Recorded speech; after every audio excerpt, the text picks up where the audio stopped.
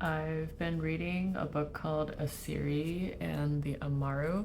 Unfortunately, on Kindle, it's all black and white, so I'm sure this cover is a lot more colorful.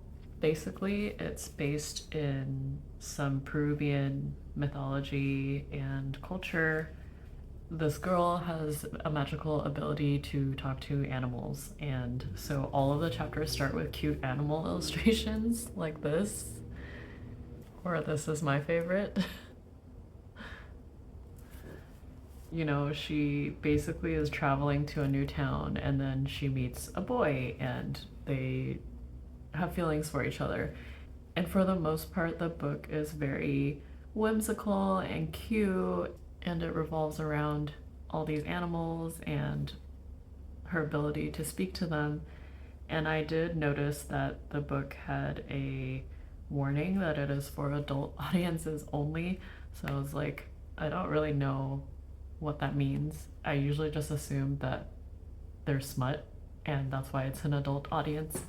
But this was so cute and just like very basic, straightforward storytelling. So I didn't know what to expect, but you know, I just kept reading, and it's a pretty surface level read and not too many crazy complex things going on in my opinion. But I read far enough, and lo and behold, I did get to smut. So this was my first time reading a book where it's just so it's just like a regular book with like fantasy and magical elements and seems fairly innocent, and then bam, they are doing adult things. So I don't know, I wanted to talk about it because it's my first time encountering a book like this, but I enjoyed it. I ended up giving it 4 out of 5 stars. I would read the second book. It just doesn't take a lot of commitment. It's not overly long. It kind of is a warming story. I liked it. I just thought it was really interesting that there's some rated R content sprinkled in there as well. So I guess if you like both those things, this book combines the two nicely for you.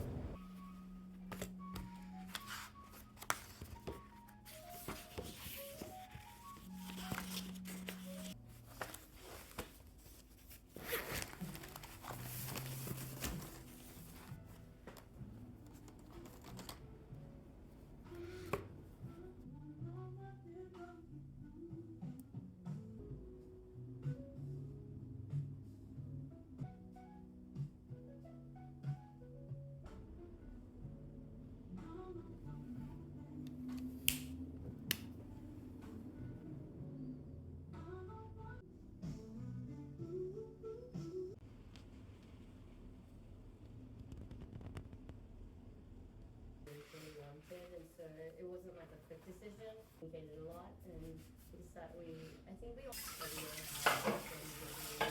so the health inclusion of until we also told my friends about like, what do you think? Was I too much? That's Jose. We were I think we were just about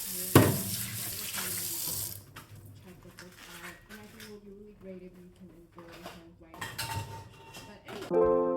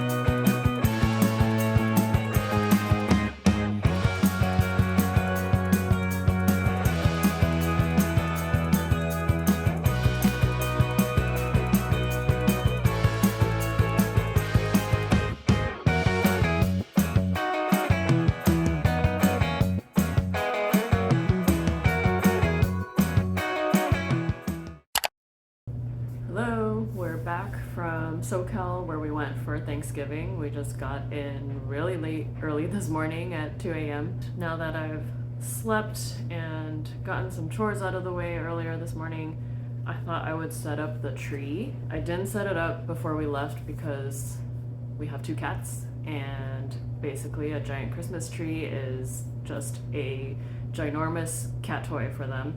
And so I didn't really want to leave that while we were gone for nearly a week because it would probably be tipped over or ornaments would be missing. So now that we're home and can supervise them a little bit. Speaking of which, say hi to the vlog. He was so upset we were gone, and now he's Velcro. But I thought I would place the tree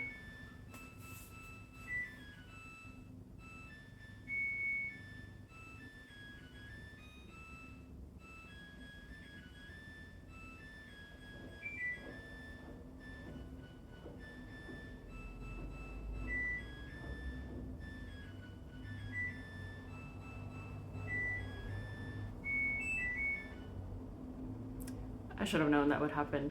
But anyway, I'm sitting over here because I thought I would place the tree right here. It's a little space in our living room window. He always acts like this is the most uncomfortable thing. We have a tradition where we try to buy a new ornament every year to add to our tree. So I thought I would show some of those and then I will get to setting up the tree. Does that sound like a good plan?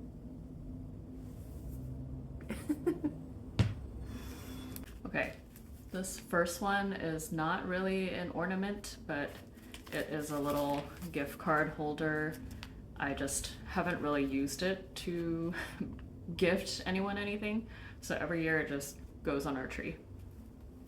This one is a little cable car that we got. We used to live in Nob Hill, so we were really close to the cable car barn, and you know, the cable car would run not quite past our house, but on the street behind it, so we have fond memories of living really close to the cable car line. This one is Felipe's. It is a boxing mitt. There's a story behind it. I think someone might have taken it off of a tree when they weren't supposed to, but I could be wrong about that, so don't quote me. Also Felipe's, but works nicely for both of us since we both watch football. This one we got when we went to New York for the first time together. It was in October 2022, so I liked this one. It was from the New York Public Library, and we got this on the last day that we were there. This one is good old Charlie Brown. He's holding a little wreath. This one is also Felipe's. He always wants to get burgers or to check out burger places. I myself never crave burgers. When I have it, they're generally pretty tasty, but burgers are Felipe's thing. This one we got when we went to Portland. It was my first time there. This was from the Portland Rose Garden. I love going to high tea also, so this actually was a bit of a double bonus. I can already tell what this is. So from the packaging, I don't know if you can quite tell on camera, but these are the canal houses in Amsterdam. So they are from our European trip in April last year. And we got these little shoes. They're super cute. They're a little heavy, but it works. Another Felipe sports themed one. This is obviously a baseball. I think that's it for sports ornaments, so we really need a basketball one to complete the trifecta. So that's kind of on my list to look out for, but I just haven't found one yet. Okay, so this one was a frame that one of Felipe's aunts got us last year when we got married. And I know it's supposed to be a picture of us, but I didn't really have any cat themed ornaments, surprisingly. So I just printed photos of Spike on one side, and then I tried to make Petrie fit on the other. Same aunt got us this one, just a cute little newlywed present, Mr. and Mrs., since we got married at the end of last year. This one is a random, seemingly random rooster ornament, but Felipe was born in the year of the rooster, so this one's for him. I guess I should find a sheep one for myself, but I think that's pretty rare, so we'll see. Then more of the marriage themed ones. Let's see. This one was a gift from a dear friend. This was when we first got engaged, so this one is 2022. It says Christmas as fiancés, so first Christmas engaged. And then I decided to get myself and Felipe one for our first Christmas married.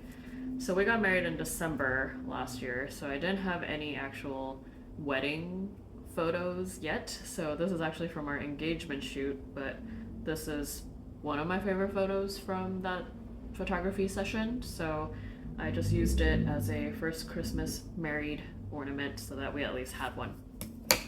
This was another one from that same friend who got us the engagement one. She got us one for getting married, so just very cute. It's of us on the cable car.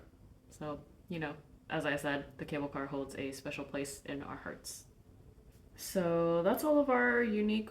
Oh, we bought one actually on our SoCal trip, so let me grab that. So we often stay in one of the beach cities with Felipe's cousin, and that's what we did. So I wanted to get an ornament that really represented the beach and staying with them, because we are both beach people. We would pick a beach vacation over a forest vacation, and so not only is the family time awesome, but just being so close to the beach and getting to enjoy that kind of vibe. Wanted to get a seashell ornament, so this is our ornament of the year for 2024. Okay, so that's all our ornaments finally, and now I can start setting up the tree.